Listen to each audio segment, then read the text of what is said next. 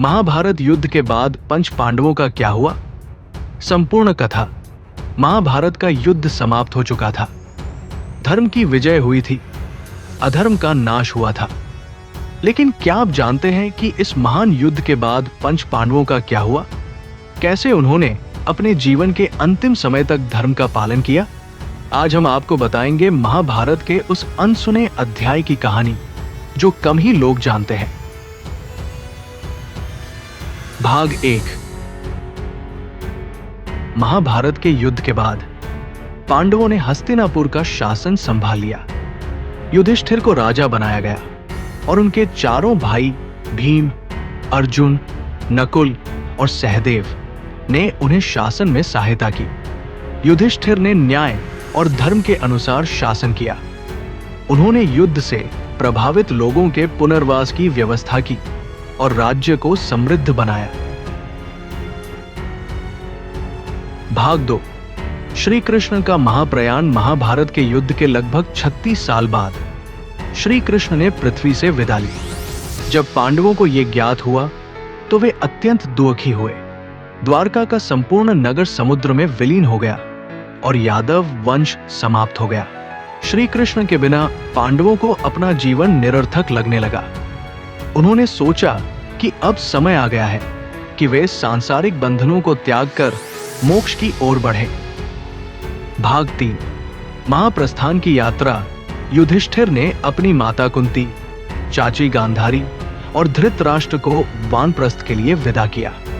इसके बाद उन्होंने अपने भाइयों और द्रौपदी के साथ हिमालय की ओर महाप्रस्थान किया। ये यात्रा कठिन थी और एक एक कर सभी पांडव इस संसार को छोड़ते चले गए। सबसे पहले द्रौपदी गिरी, क्योंकि उनके मन में अर्जुन के प्रति अधिक प्रेम था। फिर सहदेव, क्योंकि उन्हें अपने ज्ञान पर गर्व था। नकुल भी गिर पड़े, क्योंकि वे अपनी सुंदरता को लेकर अहंकार रखते थे। अर्जुन भी गिर गए, क्योंकि उन्होंने युद्ध में अपनी शक्ति को सर्वोपरि माना।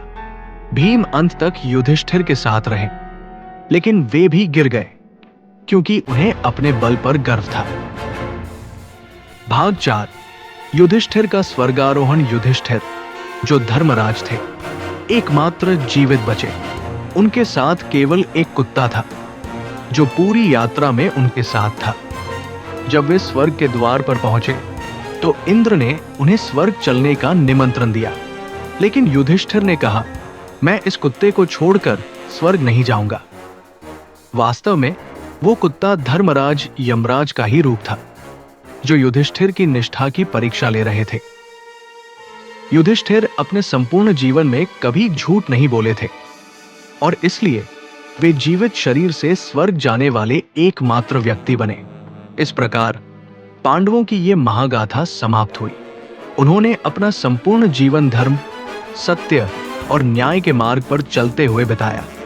महाभारत की ये कहानी हमें सिखाती है कि शक्ति से अधिक महत्वपूर्ण धर्म होता है और अंत में केवल सच्चाई की ही विजय होती है।